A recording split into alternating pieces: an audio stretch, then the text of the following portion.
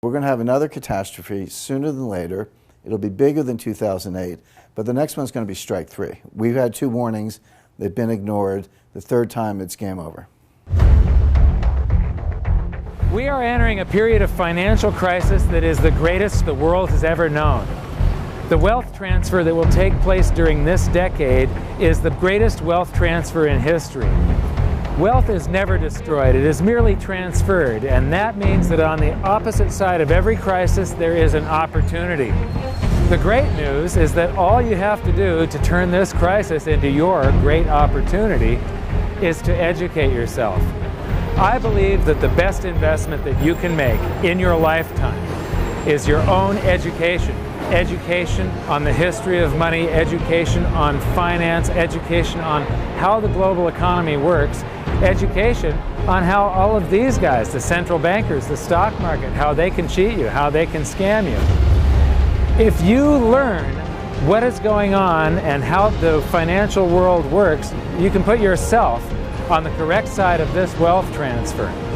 Winston Churchill once said that the further you look into the past, the further that you can see into the future. This program is all about creating your own crystal ball, being able to gaze into the future, being able to change this crisis, the greatest crisis in the history of mankind, into your great opportunity.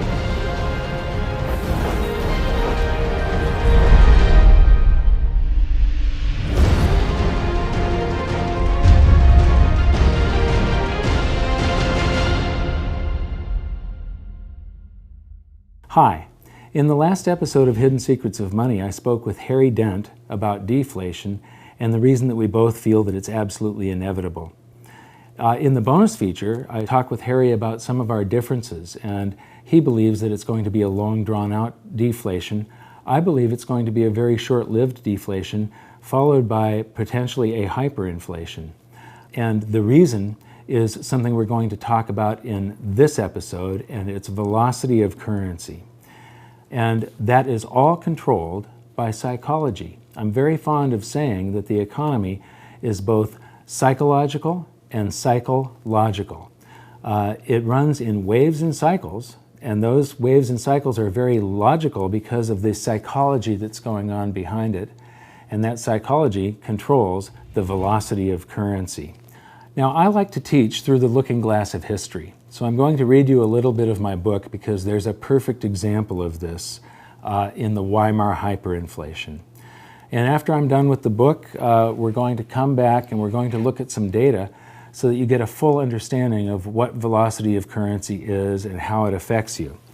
So, on page 16, we have: at the beginning of World War I, Germany went off the gold standard and suspended the right of its citizens to redeem their currency, the mark, for gold and silver. Like all wars, World War I was a war of and by the printing press. The number of marks in circulation in Germany quadrupled during the war. Prices, however, had not kept up with the inflation of the currency supply, so the effects of this inflation were not felt. The reason for this peculiar phenomenon was because in times of uncertainty, people tend to save every penny, and World War I was definitely a time of uncertainty. So even though the German government was pumping tons of currency into the system, no one was spending it, yet. But by war's end, confidence flooded back along with the currency that had been on the sidelines, and the ravaging effects worked their way through the country as prices rose to catch up with the previous monetary inflation. Just before the end of the war, the exchange rate between gold and the mark was about 100 marks per ounce. But by 1920, it was fluctuating between 1,000 and 2,000 marks per ounce. Retail prices shortly followed suit, rising by 10 to 20 times. Anyone who still had the savings they had accumulated during the war was bewildered when they found it could only buy 10% or less of what it could just a year or two earlier. Then, all through the rest of 1920 and the first half of 1921, inflation slowed, and on the surface, the future was beginning to look a little brighter. The economy was recovering. Business and industrial production was up. But now there were war reparations to pay, so the government never stopped printing currency. In the summer of 1921, prices started rising again, and by July of 1922, prices had risen another 700%.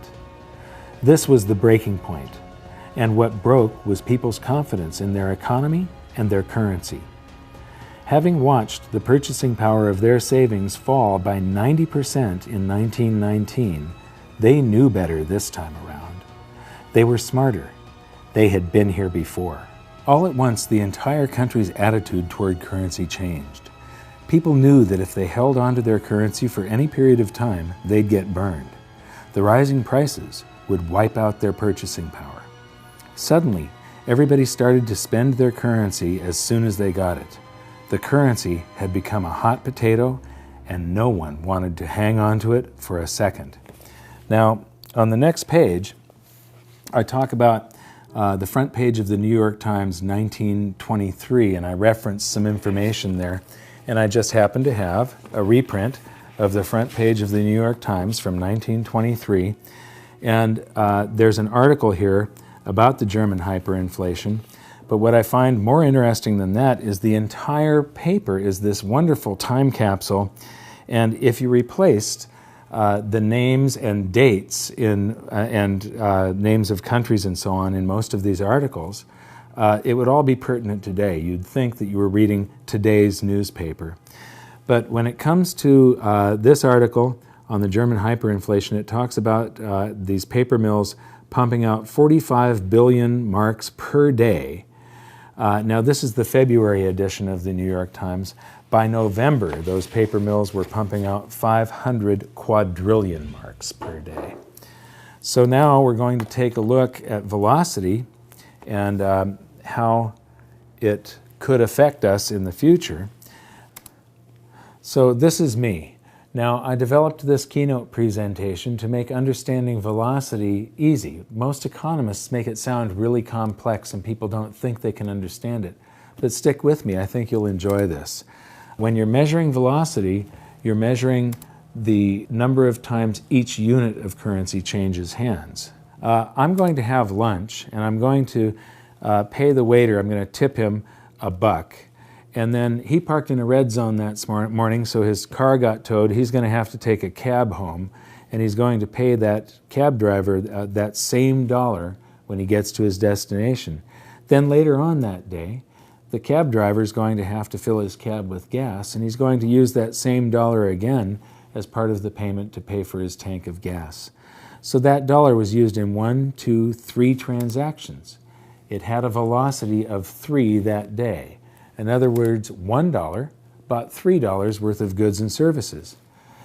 Now we're going to kick this up a notch, and we're going to call this a country of 10 people, this economy of just 10 people, and their currency supply is $1. That's the only dollar that exists.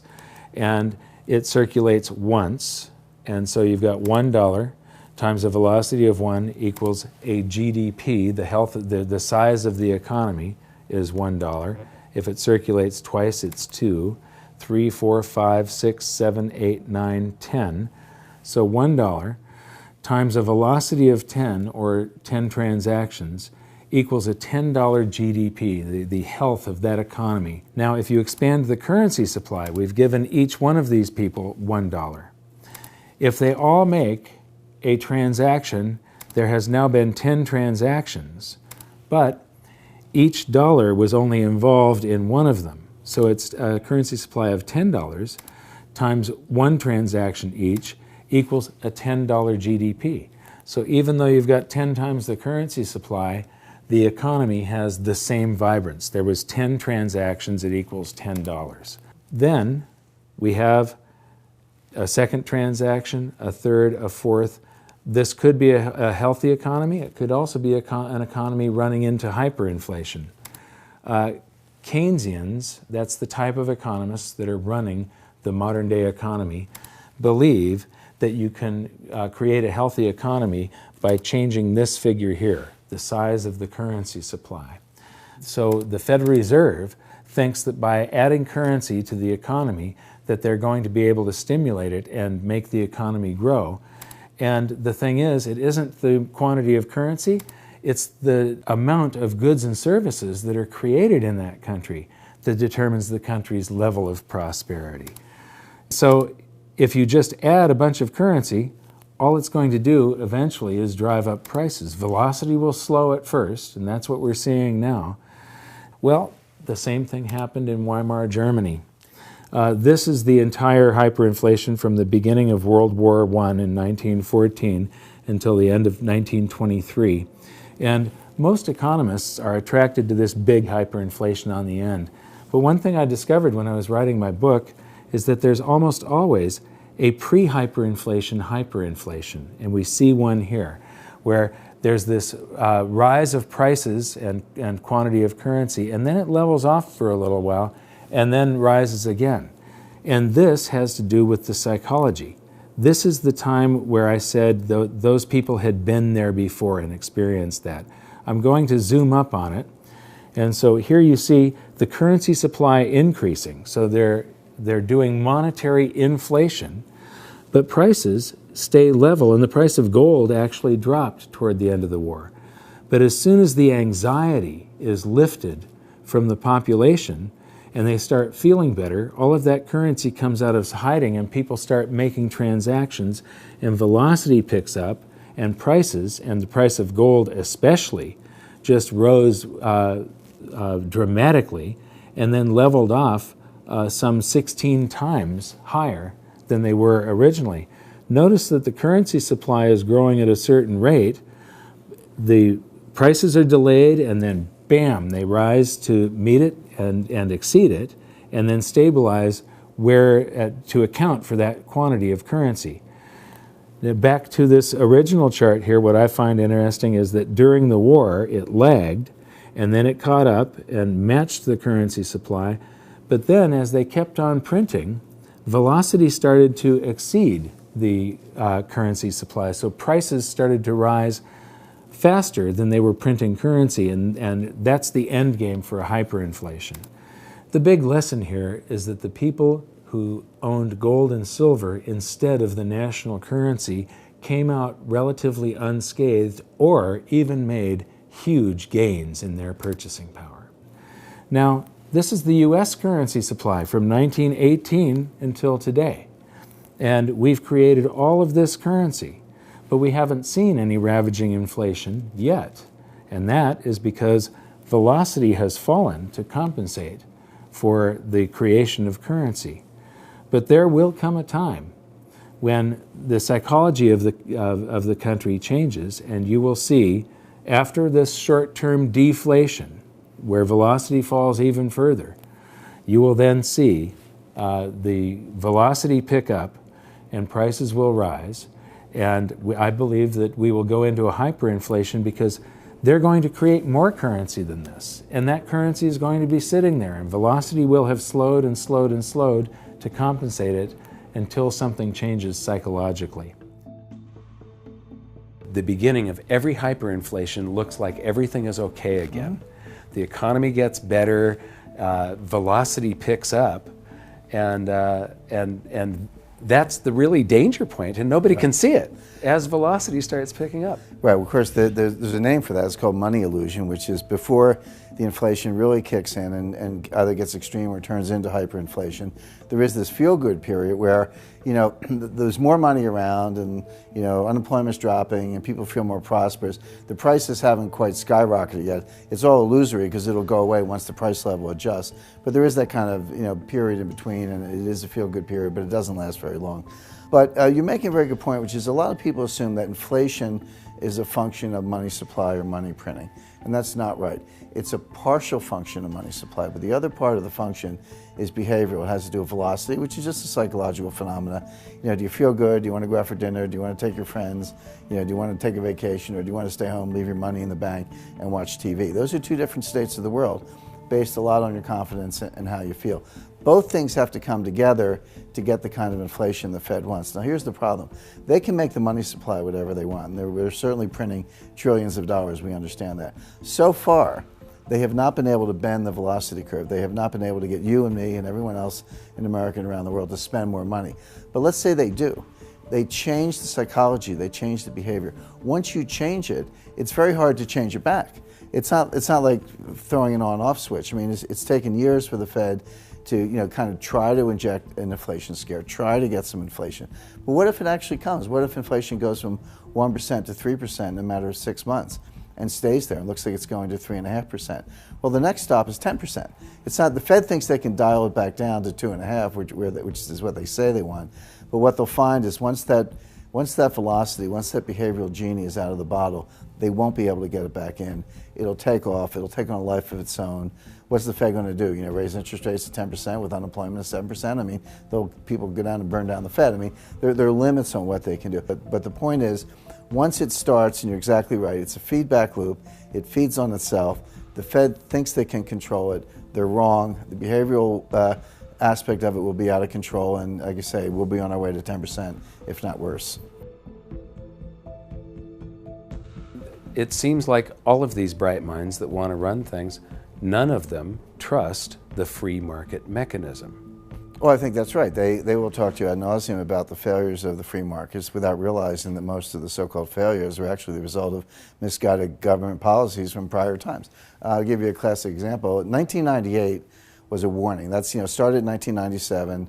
Capital outflows from emerging markets started in Thailand. There was blood in the streets in Jakarta and Seoul. Made its way to Russia. Russia imploded, took down the hedge fund long-term capital management. I was associated with that, so I had a front row seat on that disaster. And finally, the world built a firewall around Brazil, and Brazil did not collapse, although it would have been the next domino to fall.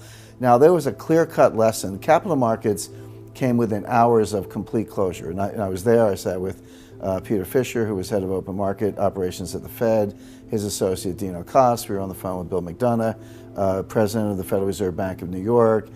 Gary Gensler was there from the Treasury, all the lawyers, all the bankers on Wall Street. We were trying to hold this together. Now, we did bring it in for a soft landing, so the world has kind of forgotten about that episode.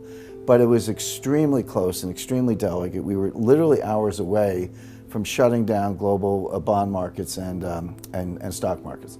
Now, what lessons were learned? Well, the lessons... Well, that cascades into the credit card not working and the gas coming out, not coming out Correct. of the pump. That's right. There would have been a global bank holiday, we were Yes. hours away from that. Now, it didn't happen, so everyone's like, oh, no big deal, it's fine, But there were some lessons that should have been learned. Banks should have been broken into smaller units. Derivatives should have been banned, et cetera. There were things that should have been learned from that. Instead, what did we do? We did the opposite. We repealed Glass-Steagall, which allowed banks to be hedge funds. We repealed swaps regulation, which allowed them to create swaps and derivatives on all kinds of other things that had never been done before. We repealed the net capital rule for broker-dealers, so instead of 15-to-1 leverage, you were allowed to have 30-to-1 leverage, which Lehman had on the day it went down. We implemented Basel II, which allowed banks to use more leverage. We did the exact opposite of what we should have learned in 1998. Is it any surprise that 10 years later, we had a bigger catastrophe, almost destroyed capital markets again, and now here we are not learning the lessons again. We haven't done anything we need to do, so therefore, we're going to have another catastrophe sooner than later. It'll be bigger than 2008, but the next one's going to be strike three. We've had 2 warnings. They've been ignored. The third time, it's game over. I don't see any particular difference between my outlook and yours. Certainly a situation where society owes more than it can pay and where it has to default, either honestly or dishonestly, is deflationary. Debt liquidation. Honestly being just a default. We are bankrupt, we can't pay you. Yeah. Dishonestly inflating the debt away. Exactly. Honestly would be to say to the bondholders, yeah, that's right, we say we're going to pay you back, and we say we're going to pay you back with interest. Well, too bad, so sad. Times are tough, we lied. Strong letter to follow, right? Say to guys like me, you're 60? Yep, I know, you're supposed to get Social Security when you're 62 or 65. The truth is, we don't have the money, so you're not going to get it, right? That's the honest way. I think the yield to politician is very low with regards to the honest way. So I think that we're going to have deflationary scares, and I think we're going to have deflationary events. I think we're going to have asynchronous events like long-term capital management and things like that, that will initially have deflationary outcomes. But I suspect, like you, that the demand for the public will be for the big thinkers to solve that problem and solve it in the only way they know how, which is to fill every crack, even the Grand Canyon, with currency. So how is this all going to play out? You know, I don't know exactly, but what I do know is that the longer this goes on, the bigger it's going to be. And I wrote about some of the possibilities in my book. And this was written before the crisis of 2008. And so in here, I refer to Ben Bernanke, but I'm going to change that to just the Federal Reserve or central banks for you right now. So, the day of reckoning will come when millions of baby boomers reach the age where they have to take mandatory distributions from their IRAs. As they find that the investments they were counting on for their retirement, their homes and their IRAs full of mutual funds, have actually lost value, that the amount of stuff that they can buy from the proceeds if they sell their home is actually less than when they bought their home. And as they realize that their dream of a comfortable retirement was just that, a dream, all those boomers will get scared and pull in their horns. They will stop spending. They will start selling off their assets, and the greatest stock market crash in history will unfold as more and more boomers panic and sell. I believe this will also be accompanied by the greatest real estate crash the world has ever known. This perfect storm of bankruptcies and foreclosures will cause the currency supply to contract as the giant credit bubble pops, and all those big spenders become big savers. When people save their currency, it stops circulating. The economic engine runs out of oil, and the whole thing locks up. This is every central banker's worst nightmare. This is real deflation. And the world's central bankers are about to discover the true scale of the horrors of a credit bubble implosion. When this happens, the Federal Reserve will once again send out its armada of money bomb dropping helicopters, but this time something will be different. Something will have gone horribly wrong. The bombs will have been defused. The Fed will try pumping the banking sector by buying up every kind of debt they can get their hands on, but to no avail. They will go to the extraordinary measures that they had said they were prepared to go to.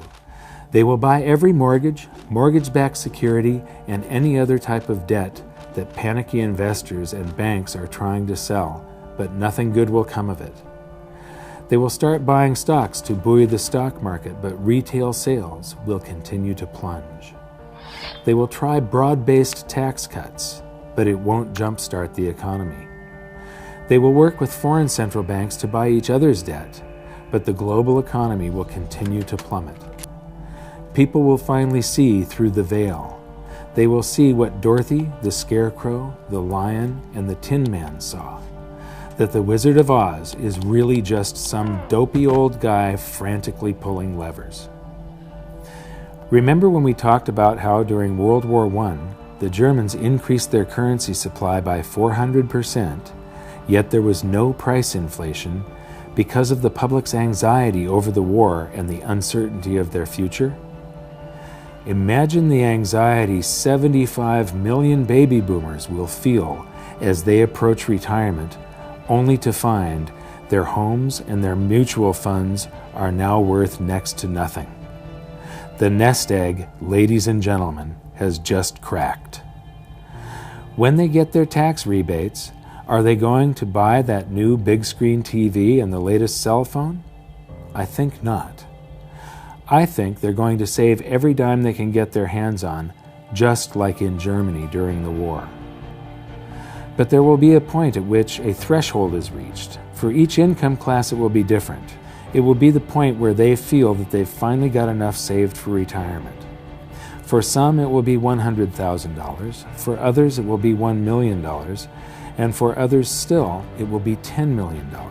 The Fed knows there is a point where they'll finally feel safe enough to replace that aging computer and maybe get that new TV. At this point, the boys at the Fed will buy enough government debt to fund tax rebates for all the taxes in the previous year, but still, nobody will buy that new car. The threshold the Fed is looking for will not be reached. Then, in not-so-quiet desperation, the Fed will say, "Screw the helicopters, send in the bombers." And as the shadow of millions of stealth currency bombers darken the skies, currency will begin to fall like rain in the desert. As Joe Sixpack and John Q get tax rebate checks in the mail for all the taxes they paid during their entire lifetimes, fear will be temporarily alleviated and some of that currency will come out of hiding, just as in Weimar Germany. Prices will rise quickly and dramatically as all that stored-up currency energy is released. In a panic, the Fed will call back the bombers, but it will be too late. There's nothing they will be able to do to stop it now because the hyperinflation will have already begun. The Dow will begin an invisible crash of epic proportions and gold prices will shoot to the moon. If you are wise enough to moor your boat in the safe harbors of gold and silver and other commodities, you will weather the storm. It won't be pretty, but at least you'll be safe. At this point, confidence in the currency will fall faster than it can be created. Cost of living increases for government employees, and the costs of all government projects, the subcontractors, the labor, the materials, will all skyrocket. And each time more currency is created to pay for the increases, the value of the currency will fall even faster. In times like that, governments have only two choices: shut down the government and all of its projects and services, send everybody home without pay, turn off the printing presses, and wait for the free market system to discover price levels that account for the quantity of the currency in the supply, or print the currency into oblivion. Governments have always chosen the latter. But the stored-up energy of excess currency creation doesn't have to take place within the United States, and it doesn't necessarily have to be in the future. In fact, there is an abundance of stored-up currency just waiting to be released right now. As I mentioned earlier, all the dollars we sent overseas to other countries to buy their goods and services are now sitting in their bank accounts, just waiting to be spent. Eventually, the world economy will lose faith in the US dollar and will want to dump it by buying up goods. And as all those dollars come flooding back into the US, it will, of course, cause the prices of those goods and services to rise, and could, and probably will, trigger a scenario much like the one I have just finished describing. Throughout history, economists have suffered from what I like to call this time syndrome. This time, they've become masters of the economic universe. This time, they've figured it out. This time, they've tamed the economy. This time, they've mastered the art of infinite currency amplification. This time, a fiat currency will work. History gives this a probability of 0. Each time we sailed toward economic doom, the greatest financial minds in the world were at the helm. Do you really think we should continue letting them steer the ship? I think not. It would be nice if we started listening to people that have been right rather than the people that have theories. And it would be great if they would allow the free market to work, but that's not the way it's going to happen. The people that have the theories will continue to rule, and we will vote for people that don't know what they're doing. And so the best that we can do is try to protect ourselves and even, potentially benefit from government and economists' stupidity. And so the way you do that is by learning as much as you can about what's happening and developing your own opinions on what is coming at you, rather than being reactionary. And you can do that by watching some of the bonus feature. Just click the info button And we'll see you in the bonus feature. And until next time, until the next episode, see you there. One of the most important things is how to prepare for all of this so that you can be able to see through that economic veil and understand what's going on when things start to shift.